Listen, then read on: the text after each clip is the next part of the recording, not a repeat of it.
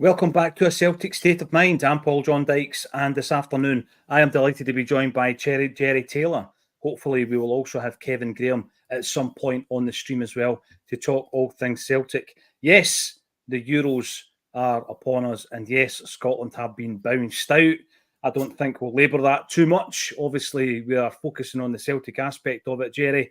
But, you know, I was saying just before we came on, there was a couple of deep dives last week. Kevin McCluskey and I spoke about the issues that Scottish football faces, more kind of wide-ranging issues that, you know, you've got to say, well, Stevie Clarke's at the end of the production line and, you know, he can only work with a group of players that he has. I still think we could have done a bit better. I don't think we're very brave, Jerry, across the 3 games. We weren't very brave, were we? No, not at all. That's what hurts the most. It's the negativity.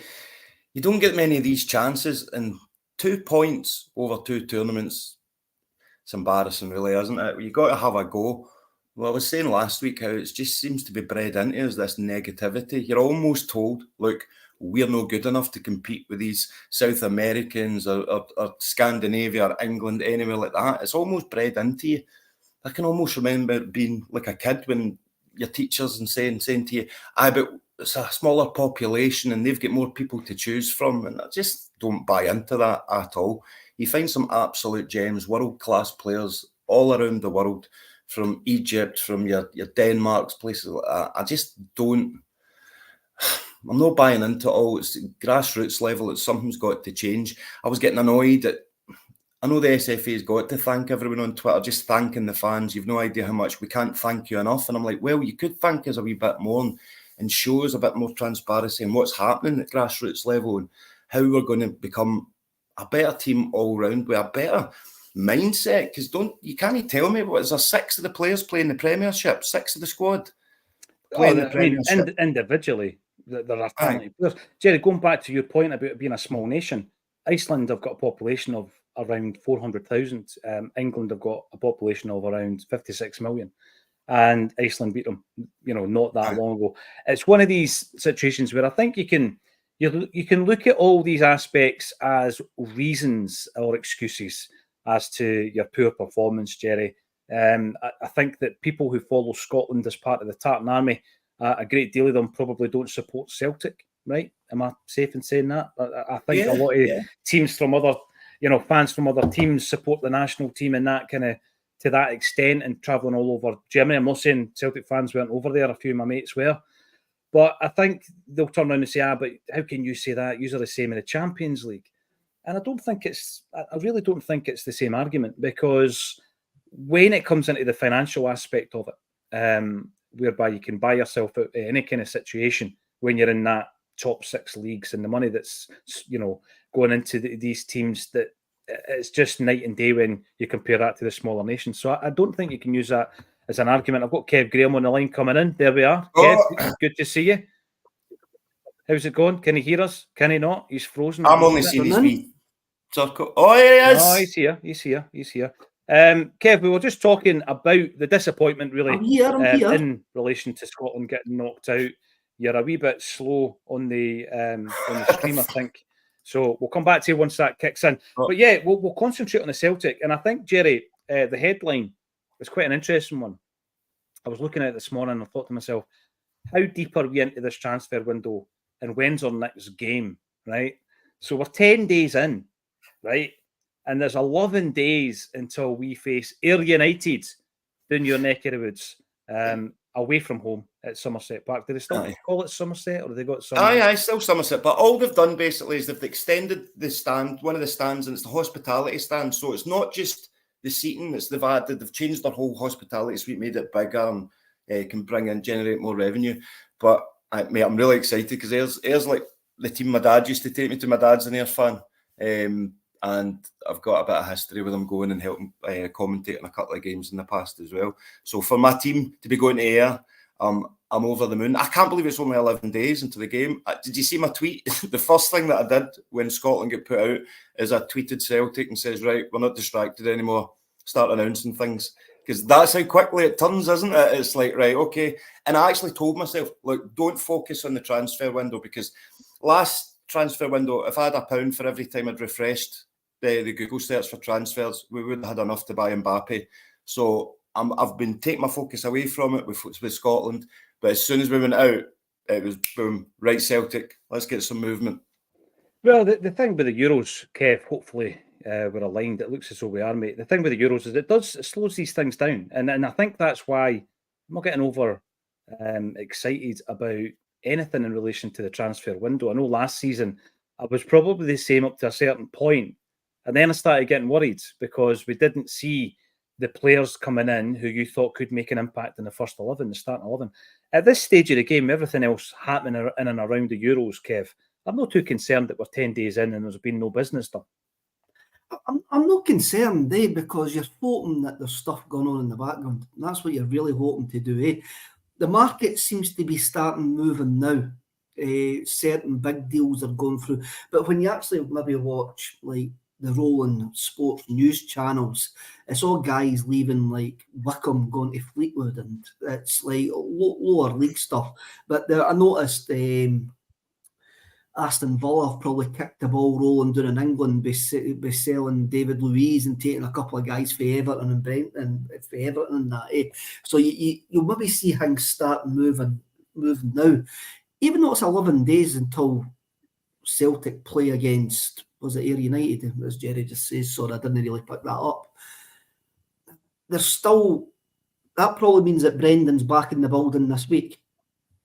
So if we've had anything lined up, it's going to be announced within the next week when they're all back in the building, when the media team are all fully up to speed in that as well, where they can do the interviews and stuff like that, where these guys are on holiday and stuff like that. So you're hoping that is going to happen.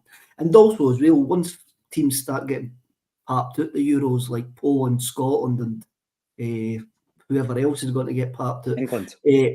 Like these things start moving then. But then again, these players then go on holiday. I mean, the Scotland team's leaving Germany today, and Callum McGregor, Tony Ralston, Greg Taylor will actually be going on honeymoon. James Forrest will probably be taking his bin bag back home and hoping his missus will let him back in. And oh, that's right. He cancelled his holiday just to go there, didn't he? I know. It was that photo with him and Kieran Tierney with the bin bags full of. That's right. So they'll be away on holiday right away. So there'll be some players that probably will switch off, but there'll be other players as soon as that tournament's finished, will be going, right, where am I getting my next paycheck for? Where am I going? Now, right, Mr. Agent, tell me what's been happening in the last 13 days.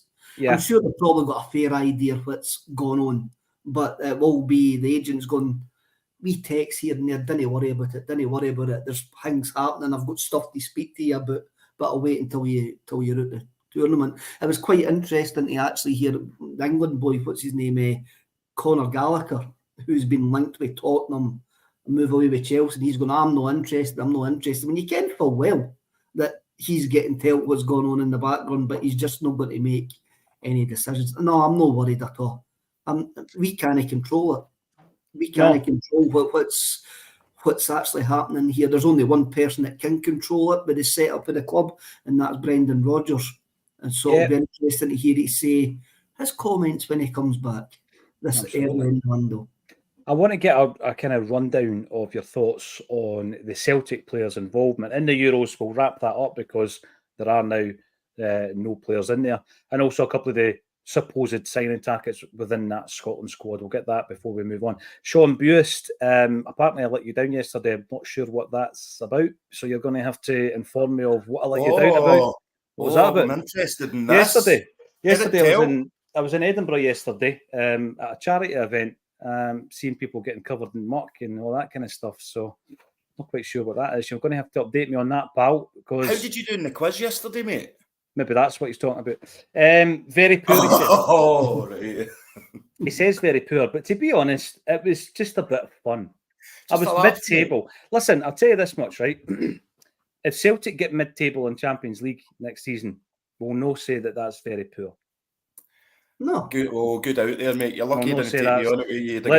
Let's get mid-table and yes, so very poor. Sean, you've got me worried. Did we have a date yesterday that I've forgotten about that was in the diary? If not, it's probably the quiz. But I seemed all right. I seemed in pretty well last night. and it was the Four Tims who won it, and a good bit of money going to one of their charities as well. So great stuff. Aye. So I was at this thing in the Meadows, Kev. It's like all these people run about an incredible big. Remember the Krypton Factor? Aye. You're in my era, right? It's kind of like the Krypton Factor. They all run about and get mud chucked on them and water and all that. No, I wasn't involved in it. I was watching, right? So I went along to that with the missus. That's where I was yesterday. Great fun. Might get involved in it as an Acsom team next year. I'm pretty sure the photographs would be great to see. I'm well up for it. Aye, it was like, what was that other one that they did? Remember there was one fairly recent, maybe 10, 15 years ago, where people thought they were commandos and they would go into this kind of like an assault course. Tough Mudder. But it was on TV, mate. It was on the telly. Remember? It was the Marines and all that. Aye. They did the Krypton Factor. They had the obstacle course at the end, and I loved that. I lived for that. I was rubbish at everything else, but they've been good at that. But we were easily pleased in the 80s, Jerry, because looking back, it was pretty poor. Not as poor as my performance in the quiz, right enough, but there you go. I like the one Wipeout. Have you ever seen Wipeout? With the big red boys? Aye. Maybe that's what I'm thinking about, where like people who think they're commandos and Marines and all that stuff. Oh, it was hilarious. Aye. So that's what was it yesterday. Great day for raising cash for cancer research. So brilliant stuff. Now, we said there about talking about Celtic's contribution to the Euros, and you've got players in the squad, obviously. You've got Callum McGregor, you have got Jamesy Forrest, bizarrely never got a game, Greg Taylor, and of course you've got your man who seemed to be a bit of a scapegoat, Tony Ralston. So I'll come to you first, Jerry, in terms of the two guys that got a game. How do you think their performances were? Because again, last night I'm watching the game, and throughout the match I'm seeing Andy Robertson losing possession on a number of occasions, and no one batting an eyelid, and no one even speaking about it. But the minute Tony Ralston loses the ball, you know, he's not good enough. He's not good enough for Celtic. He's not good enough for Scotland. He's out of his depth. And I just think there's an unfair kind of perception, not just with Tony Ralston, and people will be saying, you're a fanboy, get a grip. But I do think there's an unfair perception. There's certain players get away with murder. Billy Gilmour, for example. He could lose the ball. He could be out-muscled, powder puff. You know, you could look at it like that. But apparently he's like the golden generation of Scottish football in the eyes of many, and in particular the pundits.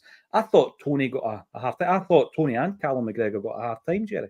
Aye. I think these gifs and memes were primed weeks before the Euros even kicked off, ready for it. Some Scotland fans just wanting to blame them straight off. Now, let's be honest, I don't think any Scotland player covered themselves in glory throughout the whole tournament that you could say was consistently really good.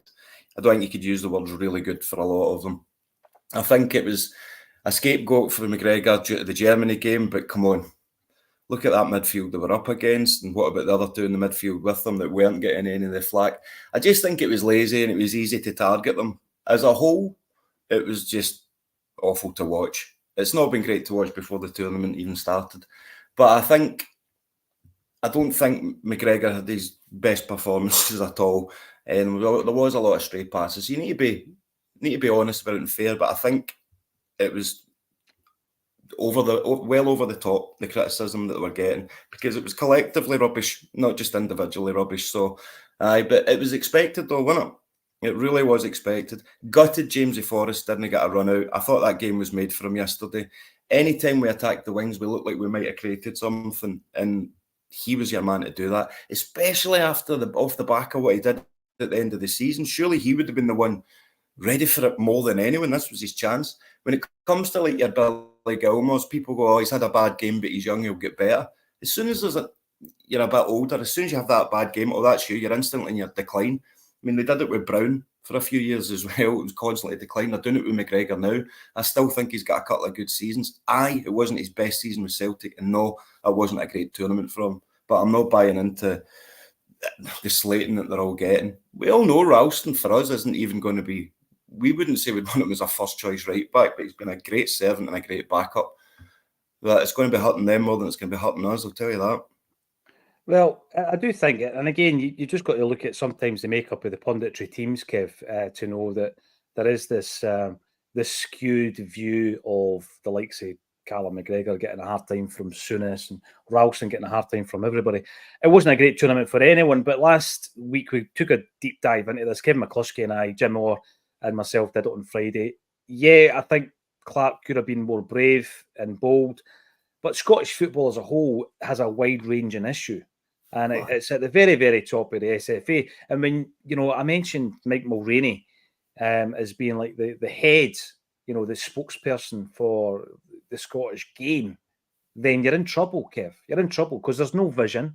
There's absolutely no foresight whatsoever. And then they stand there and they act like politicians and that they'll just continually say something without answering the question.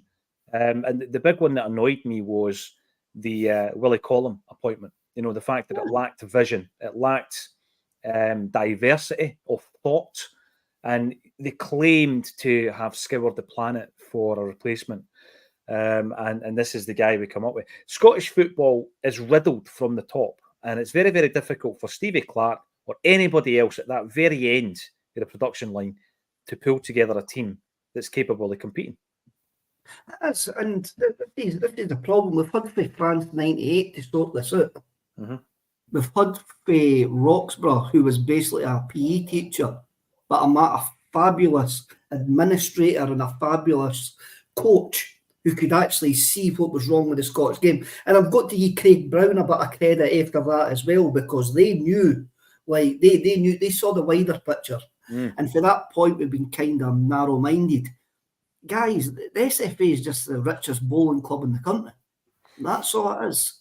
And it's no going to change. They've had 25, 30 years to change this. And you hear it this morning, they're all carrying out, they need to play more Scottish players in this SP, in the Premiership and stuff like that. And you're going, we're going round in circles here. We are absolutely going round in circles. And when you start appointing within, and even our club, Jim Orr was really good. I did say last week with Patrick that we're not asking Johnny Haynes to actually. Johnny Haynes is just the example because he's a recent appointment. But you can go with Darren O'Dea as well, and you can ask both questions. Well, have they got the qualifications to do the job that we've actually appointed them to actually do? Have we? And we do not know that answer. And it's Scottish football needs to sort itself out. But you've got all these guys today, and who are going, Scotland needs to change, Clark needs to go. Sacking Clark doesn't solve anything. It doesn't change anything. Solve nothing. And the easy example is you've got Davy Moyes sitting on the BBC talking sense, and folk are going, that's the man there because he's there and available. It's very sheep mentality. Sacking Clark doesn't do nothing. No, Clark didn't cover his selling glory. But the same reason me as a Scotland fan had hope was because he's Steve Clark and the way that he got us in. But I put it in the group chat last night at half time, right? I says, if this is nothing each with 10 minutes to go, Clark's going to go for it because that's what he does. And I find it utterly bizarre that folk are surprised that Clark done what Clark did. Mm-hmm. But he's the reason that we got there, but Sacking Clark's not going to make any sort of difference whatsoever. You've got all these media guys today, right, all going on about, we need to change.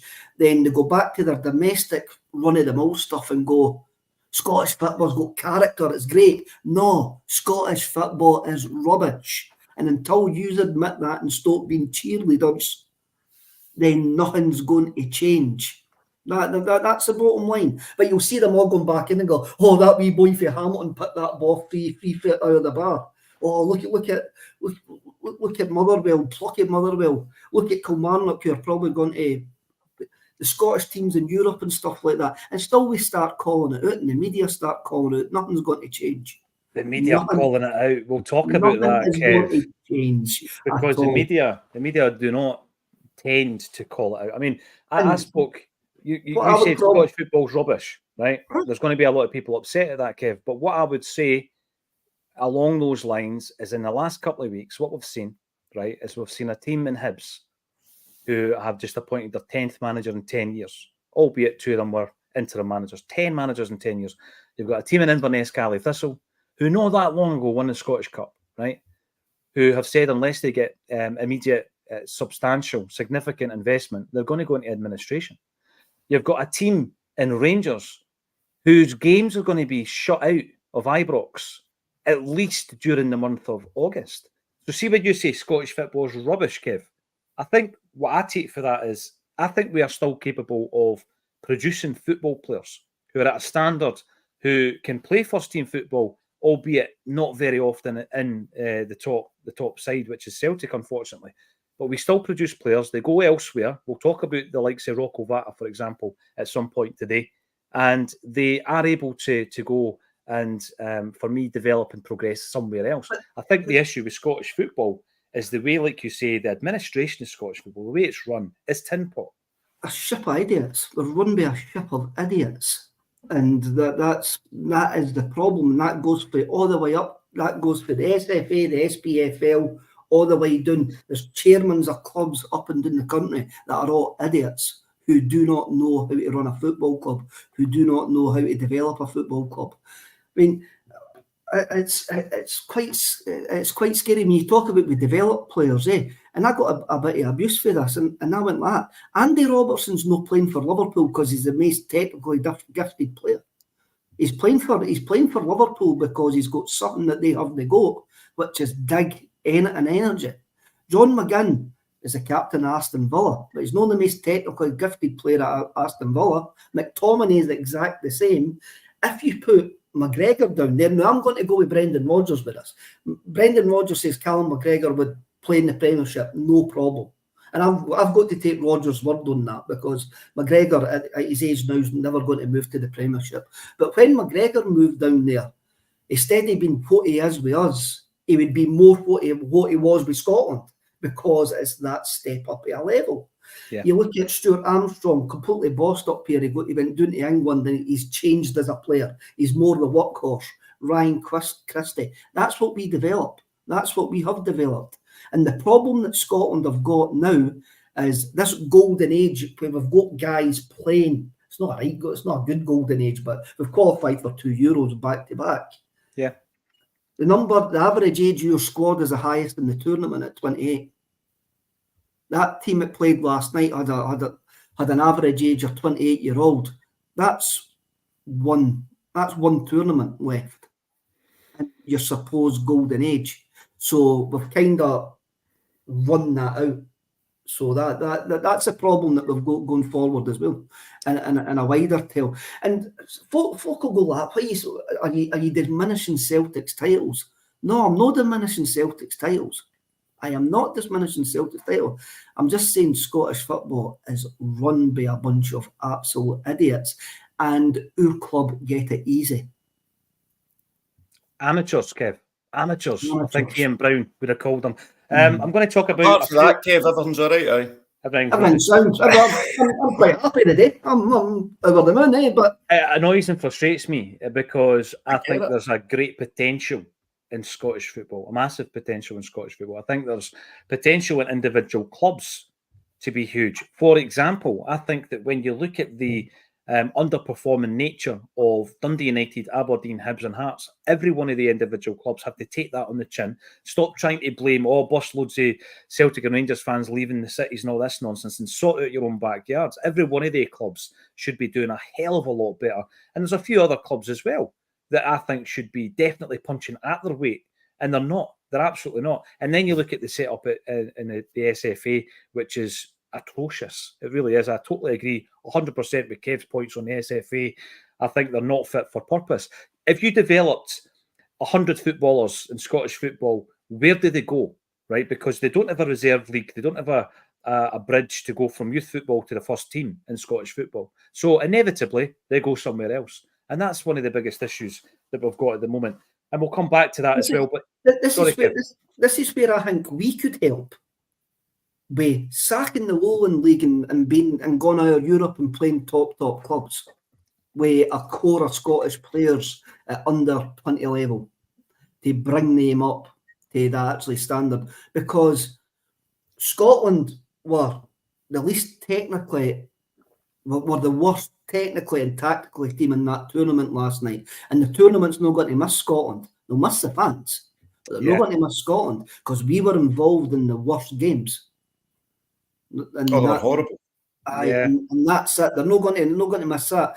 And you look at you always go back to Celtic in Europe, eh?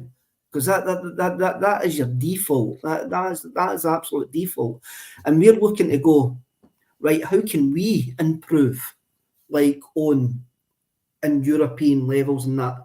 And again, that you're going to come on to this, but the only guy outfield player that I think can technically play at that level is Billy Gilmour. He's got a touch and ability that's above anybody else in that Scotland team. I'm even talking with Callum and that, because Callum's now 31. We have to look to the future past Callum McGregor. Billy Gilmour's not going to happen. And Angus Gunn. I thought Gunn's been superb in the other 2 games. You think so? Apart from the first game in Germany. I wasn't convinced with him, Kev. No, and I'll tell you what he did do. I think Gunn's been superb. Away from the performance last night, he gave the worst post-match interview I have ever heard in my life. No, I thought the goalkeeper situation, centre-half situation, centre-forward situation is really bleak at the moment for Scottish football. That's centre-forward as well. I mean, it shows you for how much Clark rates Shankland when he kind of get in front of a guy who's completely struggling, and mainly because Shankland hasn't got the physicality and the speed and the ability to actually trouble any sort of higher level back line, and that's the bottom line. But I think Gunn done all right. Maybe superb's a bit over the top, but if you're looking for who to that Scotland team would you sign, I would have a look at the goalie. Right. I'm going to ask that question before we go right into the 100% Celtic chat, because all of that chat is relevant to Celtic. Of course it is. But going into the game, the first game against Germany, there had been links, speculation, gossip, whatever you want to attribute it to, on a few players in that Scotland squad, one being McKenna, another being Tierney, and the lesser of the 3 being Armstrong, which I just thought was just made up clickbait kind of stuff. Of those 3 players, from what you've seen in the tournament, I'm going to come to you first, Jerry. Would you be interested in any of the 3 of them? If so, why? I would have been interested in Tierney, but it's just the injury thing's mad from. By the way, clear this up for me. Folk were saying it was a hamstring, but to me it looked like his knee had popped. Was it a hamstring again? Yeah, I just think it looked as though his knee locked backwards. You know how that's what I thought. Yep. And if that is the case, if it was a lock and it wasn't just his body giving up on him again, then I said before the tournament I'd love to see him coming back, because I think having him for half a season would still be great, because like I said, I was still letting my passion get ahead of me. But after the tournament, seeing him getting injured, how long is he going to be out for? I think it's too much of a risk. I don't think I wouldn't want Armstrong back. Definitely not. Nothing against him. I just think we've spoken about this lazy journalism, isn't it? That you see these people for clickbait, and it's like, who used to play with them? Let's say whose dad used to play with them, or is one of their grannies a Celtic supporter? That's the stage. Silly season, as Jim Orr would call it, before the Euros even kicked off. But I don't think I would like to see any of those. Who was the other one you said? Sorry, Scott McKenna. McKenna. Oh, do you know what? See McKenna. I'd take him as a backup. I think he'd be a good one to come on as backup. I don't think he's technically as gifted as what we would want from a centre back, but I think compared to the ones we've got, he would be really good. The thing with McKenna, I agree with Jerry in that a lot of the headlines, Kev, it is lazy. People are looking for X amount of clicks every single day to keep the fires burning. But when it comes to McKenna, we know that Rodgers rates him as a player. We know that he was interested in him previously during his first tenure. He's a free agent, obviously, which there's some people at Celtic would be delighted at signing a couple of free agents. And obviously, he is part of the squad that went to the Euros. He's been a bit of a staple of Stevie Clark's squads, isn't he, since Clark took over 5 years ago. In fact, I take your point, Kev, about the average age, because alongside that has been this core group of players that they're all in and around the 30, 40, 50 caps now. Mm-hmm. And it's players like Ryan Christie that surprised me that he hit 50 caps. You know, it was like, wow. But if you've got the kind of favour of a particular manager over a tenure of 4 or 5 years, you will come away with that kind of level. And you think of some of the greats that never attained that level. But there you go. So what about yourself? Those 3 players were named on various sources, Kev. Would you take a chance, a punt on any of the 3 of them? What was the three again? Sorry, Paul. Just Tierney, Armstrong, McKenna. a definite no to Armstrong. Again, age and stage. That's no probably what we're looking for. No, what I'm looking for anyway. McKenna, probably not. Again, but Clark likes him. No, Clark. Rogers likes him. I heard that. I think I read the other day that it's more likely he's going back to Copenhagen anyway. That looks like that's quite far down the line. And Tierney, I would take Tierney back, but the only way that the only way that he would come back if we were the only offer on the table, and I don't believe that we will be the only offer on the table for Tierney. But if he came out and says to me, what out of that Scotland squad, what player, if they ended up in your squad, would you go, all right, I can see the point. It probably would only be the goalkeeper based on the 3 games. Jenky's got the mentality to play for Celtic, Kev, because I'm not saying that he is, but if you were asking what Scotland player, that would be the only one. And that's not to say that I think he's absolutely out of this world. He was the best of a bad bunch. Aye. I'll tell you something, right? I'd be gutted if we signed up, Kev. I like this. I don't think it's even a possibility that we are going to sign them. But you asked the question. What's out the squad of the 3 games? Who would you take? And I would probably see the point in the goalkeeper. I would see the point in the goalkeeper, but neither the rest of them. I said I'd like him before the tournament, Kev, to be honest, mate. But it was the tournament that made me go. I didn't say I'd like him. I said it'd be worth having a look at him. But it's all about opinions, gentlemen, and that is merely my opinion. And we disagree, Kev. We agree on a lot of stuff. We agree on a lot of stuff, football and music. But listen, it's all about opinions. That's what it's about. We're talking about Celtic. Are you concerned 10 days in? I think at the top of the show we all said no, really. But I do go back to the summer last year, and it was one of the ones where you were kind of waiting for it to happen. You were waiting for the Brendan Rodgers era to kick in. And during that transfer window, Jerry, it didn't kick in. And then we had the absolute pleasure and delight, and I might have mentioned it once or twice, speaking to the main man up at the St. Roch's game back in October. And we did ask him about, recruitment, and we did it in a certain way where it was talking around data, around recruiting players. How do we recruit? Because I really am interested in it, because I've got an idea in my mind of how we do it. And I know it's not a fixed plan, and there's always a certain way that we sign a player. It could be a recommendation. It could be like Ange. He knew of certain players, be that Moy or the Japanese boys. Great. It could be an agency coming to you and saying, "By we've got a guy called Matt O'Reilly, and you might be interested in him." But I do think we need to have more of a structure in place. So obviously the wish list has been written up by Brendan Rodgers, and on that wish list, I'm pretty sure there is a number of positions that need filled. I've already said, I think, goalkeeper ×2 now, guys, because Siegrist is away. So it's goalkeeper ×2. Unless they want to promote Toby Uwaleyemi, who has been a promising goalkeeper now for a number of years since we signed him from Spurs. Unless he gets promoted, we need to sign 2 goalies. You go to the defence, left back. I thought it was unfortunate that Greg Taylor didn't get an appearance yesterday, especially when you decide to play someone out of position at left back. I always find that weird.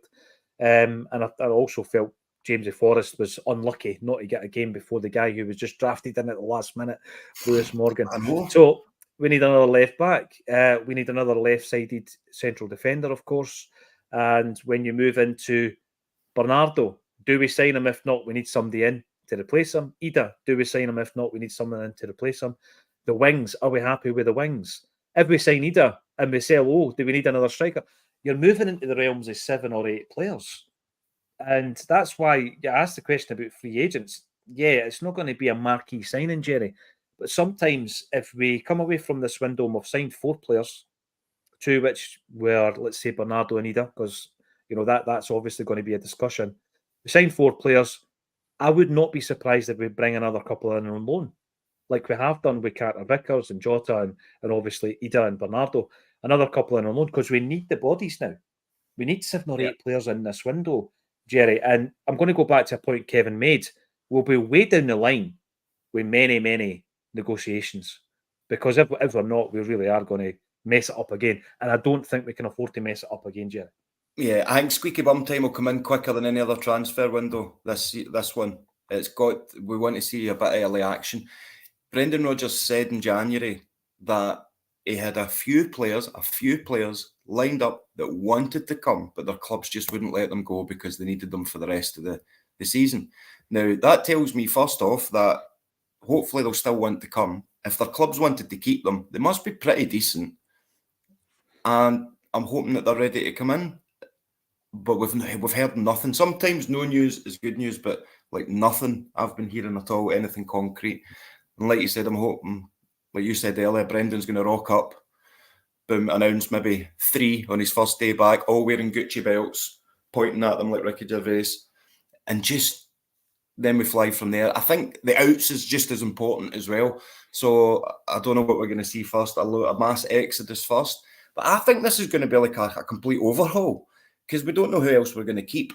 In my head as well, I keep thinking about Hatate not looking as happy. We're going to lose him as well, Matt O'Reilly, Carter Vickers. We could lose any of these as well. So this could be a complete overhaul. I'm excited, but I hope we don't go back to last season, where if we wanted to know who we were going to sign this season, and you pointed this out, Paul John, you're the one that discovered this. So if we're going to do the same as last season, all you need to do now is look at everyone we're playing in pre-season, look at all those players, and it'll be 1 or 2 of them. Well, hopefully one of them is an Ayr United player. No disrespect. Hey, no disrespect. How many players was it last season we signed off the back of playing them in pre-season? 3? Yeah, Ida, Novroski, Kuhn, 3 of them. But the thing is, Kev, we're talking about obviously shifting players on. The core group of players that finished the season, that took us on that run, that basically secured the double. You look at that core group, that's the core group that we need to build on. That's your nucleus of your team now. But we've lost 3 of them. We've lost Joe Hart. We've lost Ida at the moment. We've lost Bernardo.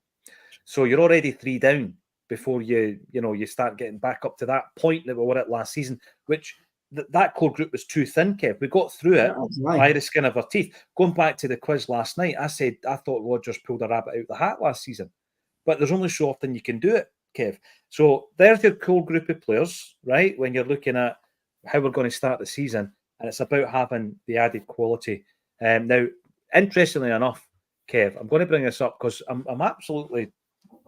ashamed that we have spoken about this so far. Somebody's at my door. No problem.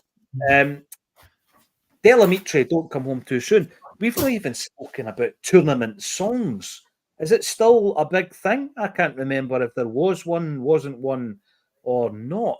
Because I think you and I share a favourite Euro song, unofficial Euro song from back in the day, and it was Irvin Welsh and the Scream Team. Man, I think this year there was a whole raft of Scotland songs, and the one that seems to have taken off is the wee postman guy. No Scotland, no party.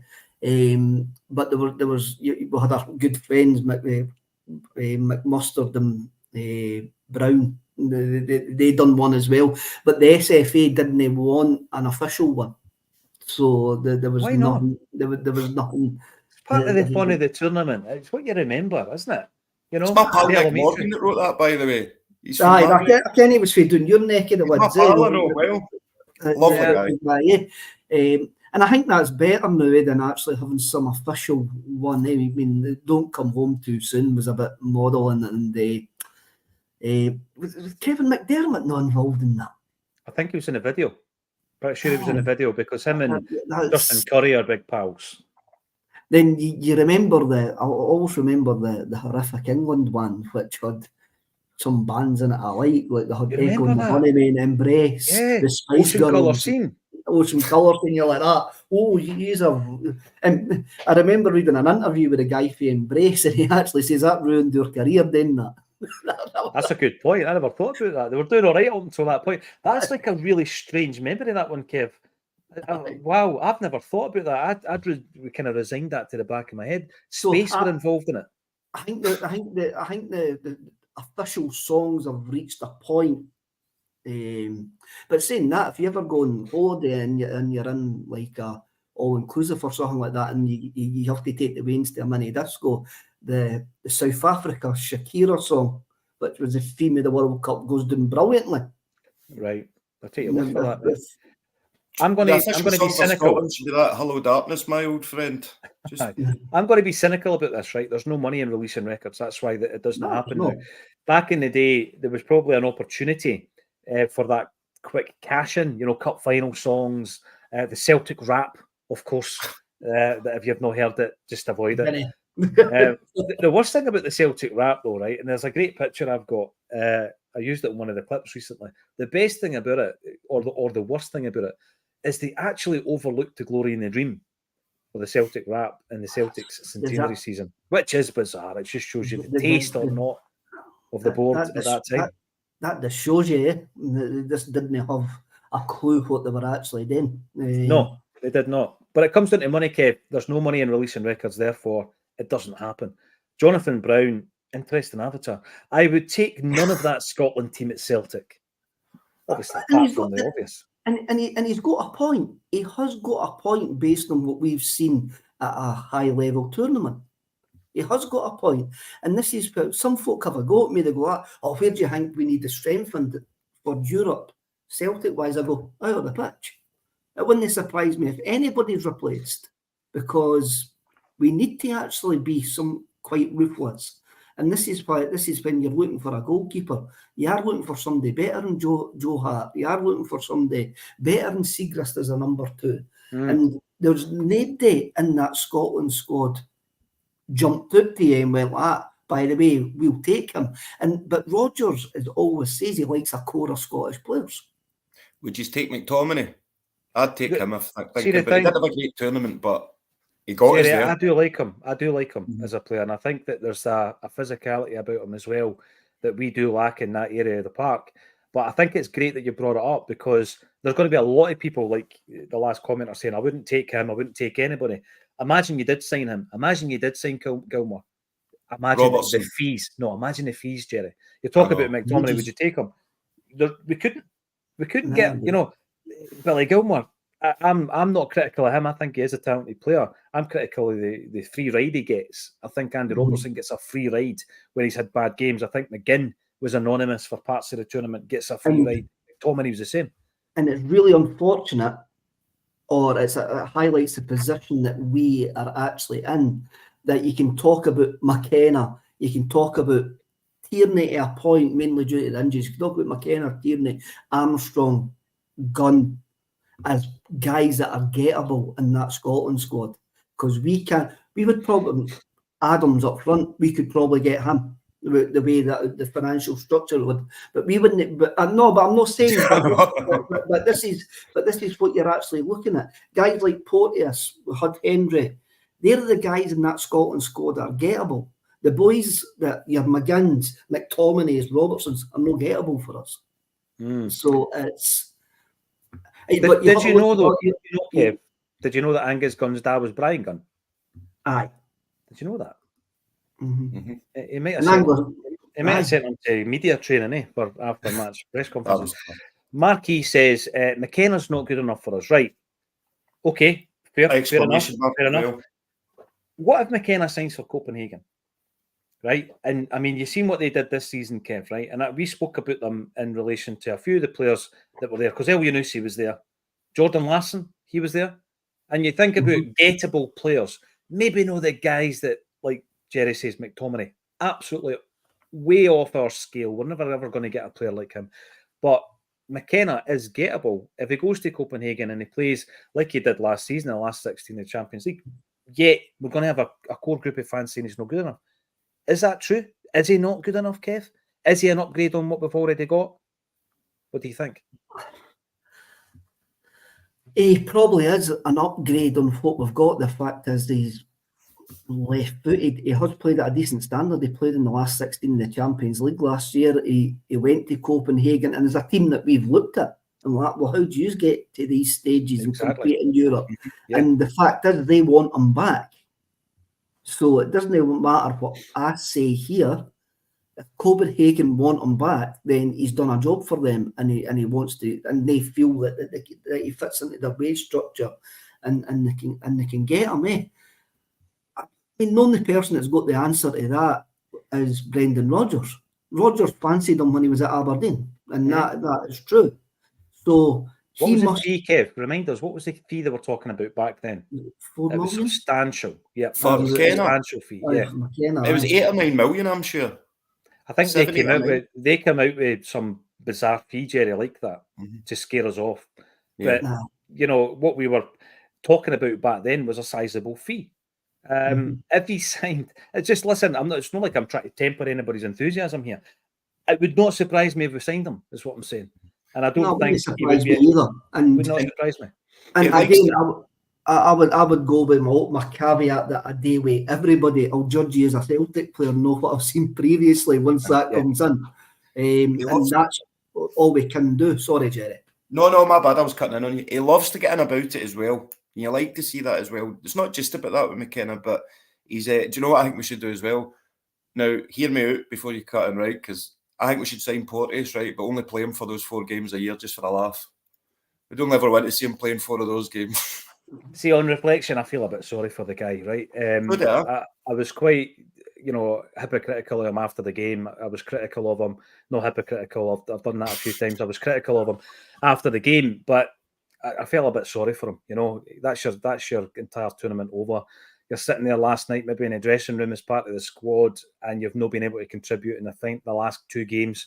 It's a shame, but again, he was a player that we spoke about when he was leaving Hibs, and he was scoffed at. This is the point I'm making. I'm not saying I think he's good enough for Celtic, Jerry, but there's a lot of guys, as Kev says, that probably are gettable, right? Because McTominay's no gettable, Billy Gilmour's no gettable, but then the ones that are gettable don't seem to be good enough in the minds and the eyes of many Celtic fans. The urban culture would say none of the 3 that we mentioned. So you're talking about Armstrong, Tierney, and of course McKenna. Joe Allen doesn't want him. Drew reckons that Big Gun is the new Moy at interviews. He's up there. Moy was terrible, wasn't he? He's up there, and Plunge McNugget asked the most pertinent question on a Monday afternoon: who actually watched He-Man? And I've got to say, Plunge, never missed it. First film I ever saw at the movies was Masters of the Universe. Was it? Dolph Lundgren? Aye. Yeah. First movie I ever seen at the pictures was E.T., 1982, Robin Cinema in Dunfermline. Kev, what about you? E.T. as well. Was that? See the thing with me and Kev? See the thing with me and Kev, right? That's the same. The same season we went as season ticket holders to Celtic Park was the same, even though it was at Hampden. There's a lot of different things that just connect us, Kev. But we disagree on a lot of stuff. There's a picture of me with Brian McClare with an E.T. jumper on. I think I've told you that. What? Who's wearing the E.T. jumper? You're Brian McClare. Well, neither would surprise me. Jerry. It's the best joke in the world, though, isn't it? The best joke in the world. What's E.T. short for? Because he's got wee legs. It's the best joke in the world. E.T. 1982, Robin Cinema. It's still there in Dunfermline, but it's been lying empty for a long, long time. Wouldn't mind going in and having a wee look about it as well. Michael McDonald says, I was looking forward to seeing Doak. So was I. Especially, Jerry, after we spoke to Jackie McNamara a few weeks ago on This Is Acsom. And I've got to say, the Tosh McKinley interview on Friday night has gone down an absolute storm.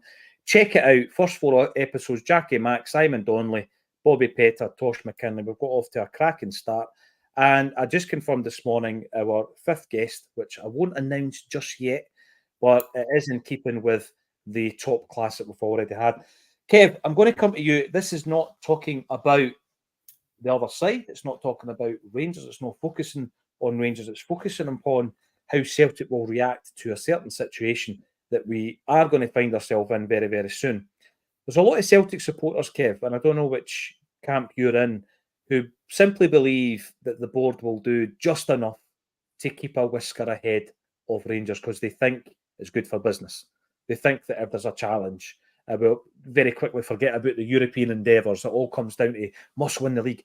And we spoke last season, Kev, as we were in the throes of that last kind of hurdle, if you like, about how we were all so invested emotionally in the title fight and winning the double and beating Rangers in the Scottish Cup that we become the very essence of what we criticised at the beginning of the season, which is the board that says just stay 1 inch ahead of Rangers.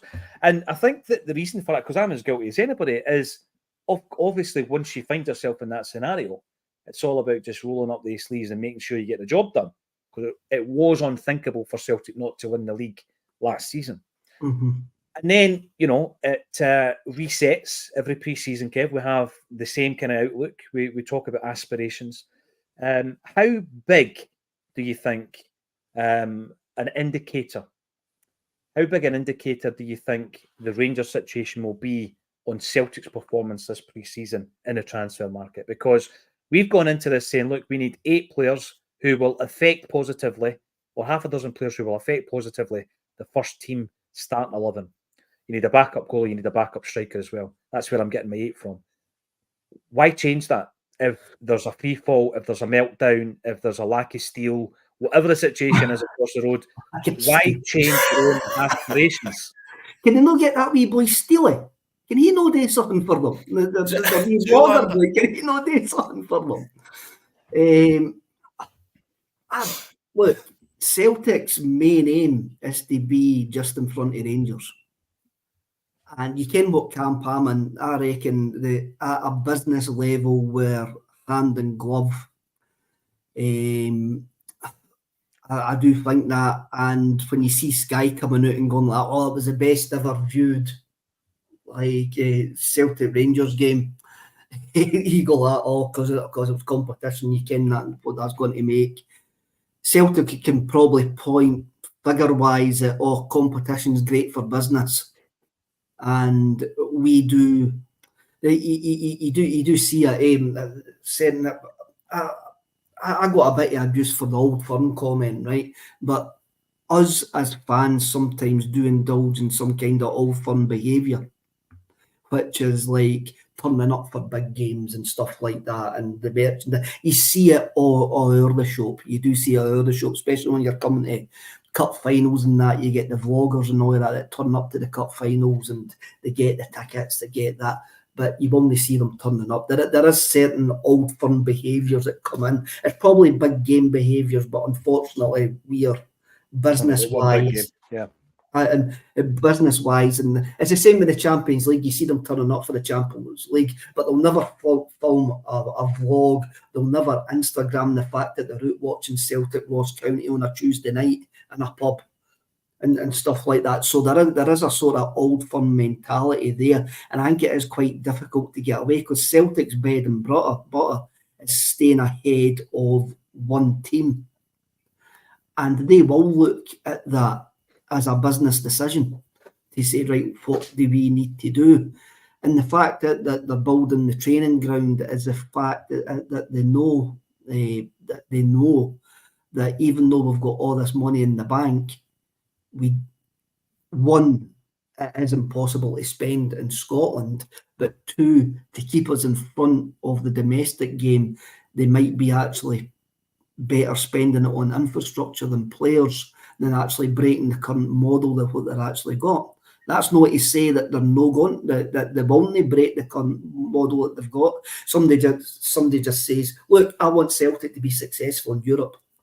Mm-hmm. Me, next season, I love winning trebles, I love winning doubles, it's great. It's absolutely brilliant. But if somebody went like that to me, by the way, you're only going to win the league next year, but you're actually going to get to the last 16 of the Champions League, I'm biting your hand off for that. Right, I'm going to throw that out. Jerry, would you take that? League only, European progression to the last 16. Would you take that at the cost of the Scottish Cup and League Cup? Aye, 100%. You would. Let us know in the comment section. I think it's a good point Kev makes. But there is a handbrake that Celtic put on. This is the point. And there's been a handbrake. Someday, I've taken a handbrake analogy for somebody in the comments, sorry. We do put on a handbrake when we go like that. The players that we can get, the players that we try to get, we have got a historical handbrake that's been put on possibly since Martin O'Neill left. But that historical handbrake that the boys who put that on can actually just go, look at the success that you've had. Look at the money that we've made. But then that goes right back to the start of my point, going, they're up against a bunch of idiots who are running other football clubs in Scotland. And any time that we have got it completely wrong, we've actually made a complete mess of it. Historical Handbrake's a good title for your next poem, mate. Well, I know exactly what you mean, Kev, because I think that my mantra's always been you look after your own backyard, and Celtic supporters and those within the football department of the club will be able to look at last season and say this is what we need. If we want to progress, if we want to win the league and progress in Europe, this is what we need. And I don't think your plan changes if your main challenger or your main city rival goes into freefall.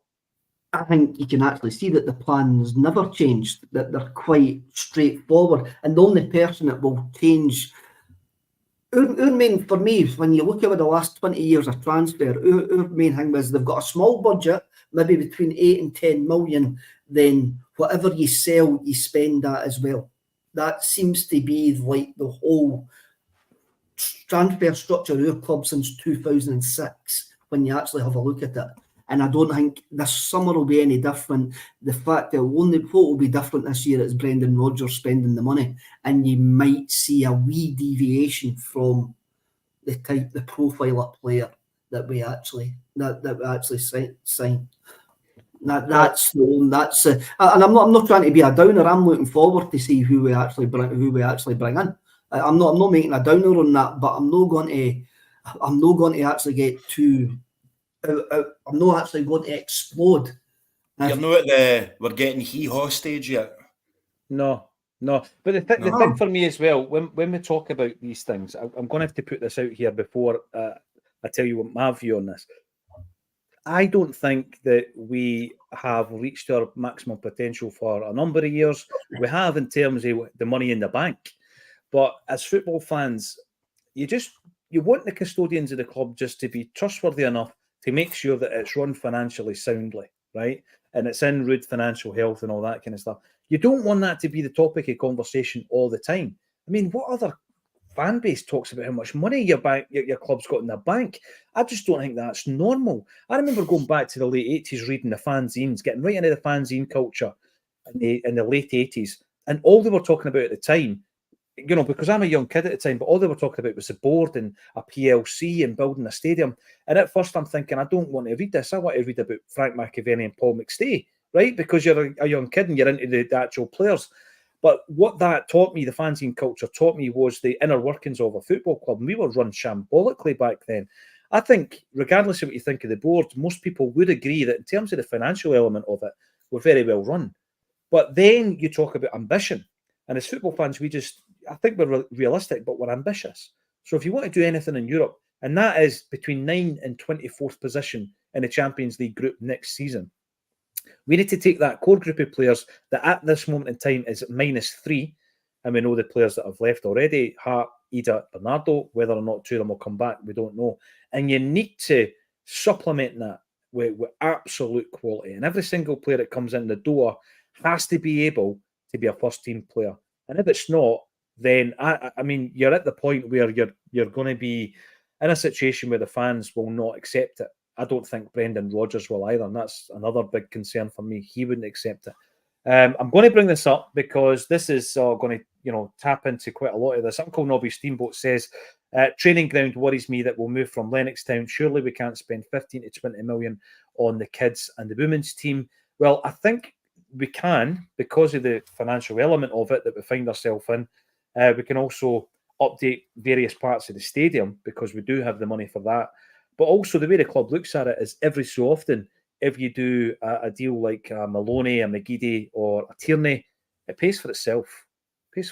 And you only need to do that once every 5 or 6 years, once a decade, for it to actually be self-sustaining. So I think that's what the club will look at there. But on the point of youth football, the latest player who has come through the ranks and could be flying the nest is, of course, Rocco Vata. And there is word, obviously, around a number of English clubs, Italian clubs interested in player.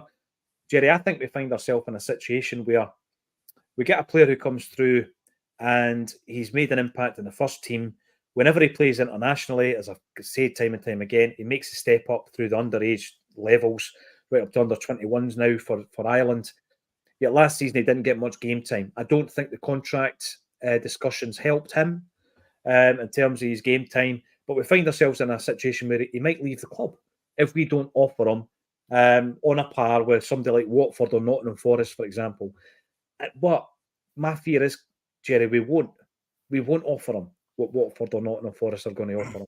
So we find ourselves in a situation right now where I don't know if there's a fear factor in terms of we set a precedent for any young player coming through that we're going to have to pay them what they're worth. And I think that's really a backwards way of thinking. If you're going to invest 20 million quid in a youth development academy, yes, the women's team will also be there and stationed there, and they'll play their games there as well. You've got to be able to, when they break into the first team, you've got to be prepared to pay them, Jerry, the going rate for an 18 or a 19-year-old footballer with huge potential. I'd rather that than bring in a £3 million player from Swedish football and pay him the money. I'd rather pay it to the young guy. Definitely. There's something no right behind the scenes when it comes to it. We're losing far too many of them over the years. The Ben Doak situation's the one. The anger won't have set in for that one yet until people actually see how good he is, because they don't know quite yet just how good he is, the excitement of him lighting up the leagues. But when it comes to Vata, I was thinking, right, okay, at the end of the season, he's still not getting trusted, and he's bringing in James Forrest, who hadn't played in months and who's apparently getting to the end of his career, and he was getting chosen over a lot of the wingers, and I'm just thinking there's something not right behind the scenes. Either Brendan Rodgers doesn't rate him as a player, which we don't think that's true because we've heard so many great things. We've seen him at international level, etc., scoring pretty much every team he goes and plays with, whatever level. But I can see if it's an attitude thing why Brendan wouldn't play him. But I'm not saying that as an attitude thing. I'm speculating here. But you can't just look at one of them individually. We've got to look at them all. And why are we losing them? What's the reasons? Why did Ben Doak go? Why are we building, like you said, you're spending millions on the facilities to train them, but then not keeping the best ones? You know, it's like, I don't know if this is a good analogy, but that's like me building a £20 million theatre and then picking folk up off the street that I've never worked before to act in my shows inside it, you know, and just losing all the best actors. Not the best analogy, but it's just, I don't see why we would put so much money in investment and then not try and keep your best ones that you have actually nurtured. This is the fruits of your labour. This is the fruits of your labour, right? Yeah.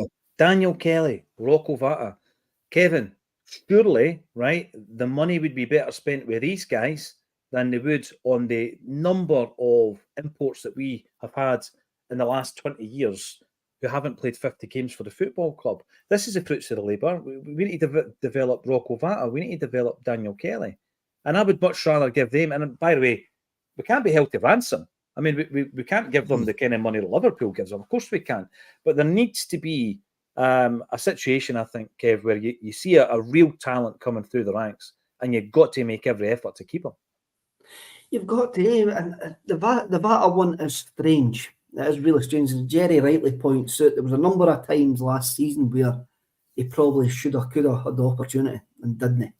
And then Rodgers plays the guy Kelly, the young lad Kelly as well, who we've got a similar contract situation. And the problem that you've got, Paul, for me, is these guys with Scandinavia will accept £8,000 a week, where guys like Kelly and Vata are getting offered far more than £8,000 a week. I'm going to go with the Simon Donnelly thing, that the Ben Doak that you're seeing now is not the Ben Doak that you would have saw at Celtic. I'm going to say that.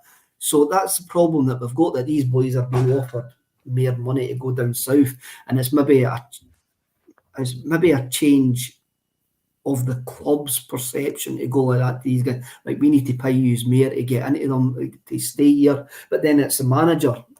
The manager really needs to has to say, well, I want this guy to stay because he is going to make a decent fist in this first team. He's going to be an addition to the squad.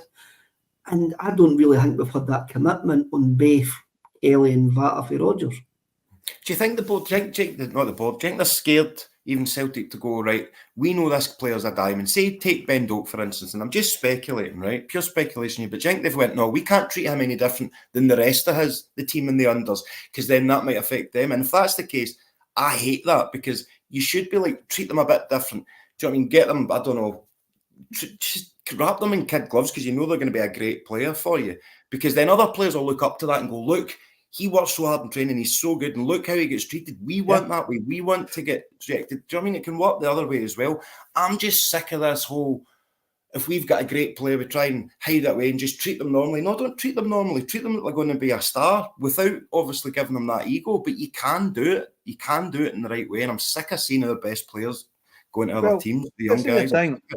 You can't offer them just a tiny wee bit more than what their peers are getting. And I mean peers in terms of age group, who are still probably playing in the Lowland League. You can't, because they're now a first-team player. So you've got to treat them as such. And I don't think you go to the point of paying them 20 grand a week. No. Obviously, I don't think you do that. But I do think there needs to be something somewhere in the middle where we need to make sure that the fruits of our labour, players that have probably been at the club 10 years before they make their debut, Kev, you know, they've been at the football club since they were 7 or 8 years of age, and you put that investment and time and money and everything else into this individual, right? 2 out of how many in that time period? 2 out of how many have worked? Keep them. You've got to keep them. What the difference is now, you can't go into that. You can't go in when they're signing their first professional contract at 16. Where the thing was, Celtic want to sign you, son. You're lucky, because these boys will go, so they Chelsea, so they such and such, so they such and such, so they such and such. Doesn't matter. I've been here for 7. You're not only deal on the table anymore. Whereas in previous times, when they got to 16, their moms and dads were, oh yes, I'm going to sign for Celtic. Now they're going, oh, but they could sign for Bayern Munich, they could sign for Liverpool, they could sign for that. But then this is where Dan Lodie's going to come in. In Day's job at 16, we've got to show them a pathway, and a manager is buying into that pathway as well. I think with Vata, that goes back to it, I don't think Rodgers has got the buy-in for him. If Rodgers had the buy-in for Vata, I think the deal would have been done, and it's possibly the same with Kelly as well. Where I would tend to agree with that would be the Dundee game that Kelly actually came on and scored. With 6-0 up at half-time, Vata didn't get off the bench, and that I remember watching it that night thinking, why? You're beating Dundee 6-0. You could bring on 6 youngsters, you're not going to lose the game, bring them on. We didn't bring on Rocco Vata that night, and it was only then really, Kev, I started thinking along the lines, maybe the gaffer doesn't want him here, I don't know. So yeah, I think we keep the young guys. That is the fruits of your £20 million investment in a youth academy, certainly. So thanks everybody for getting involved. Do you want to come along with 300 other Celtic supporters for a wee night out on Thursday night with Acsom at Barra's Art and Design? We will be joined by Alan Thompson, Stan Petrov and Jackie McNamara. What a lineup. Can't wait, man. Guys, the Celtic careers of those guys all came together when Matt O'Neill joined the club. Obviously, Jackie had been there under Tommy Burns. Stan Petrov joined under John Barnes, and then Tomo came when O'Neill was in charge. Their 3 careers came together under Martin O'Neill, and since then we've dominated Scottish football. So loads to talk about. If you want to get a special offer on the last remaining 30 or 40 tickets, there is a link underneath this video. Just type in Acsom 1888 and we'll give you 50% off just to make it a full house. There we go. Ronnie Glavin, we all wish we were loaded, but thank you for keeping the channel afloat by supporting us. Thank you very much for that. And I've got to say, great comments in the comment section. We're 10 days into the transfer window. We're 11 days away from our first Celtic action of the new season down at Somerset Park. And let us know in your comment section what your thoughts are on the transfer, inactivity, on Rocco Vata and Daniel Kelly, and on the performance of the Celts and ex-Celts in the Euros. Thanks everybody for getting involved, and thank you to Kevin Graham and Jerry Taylor for joining me on A Celtic State of Mind.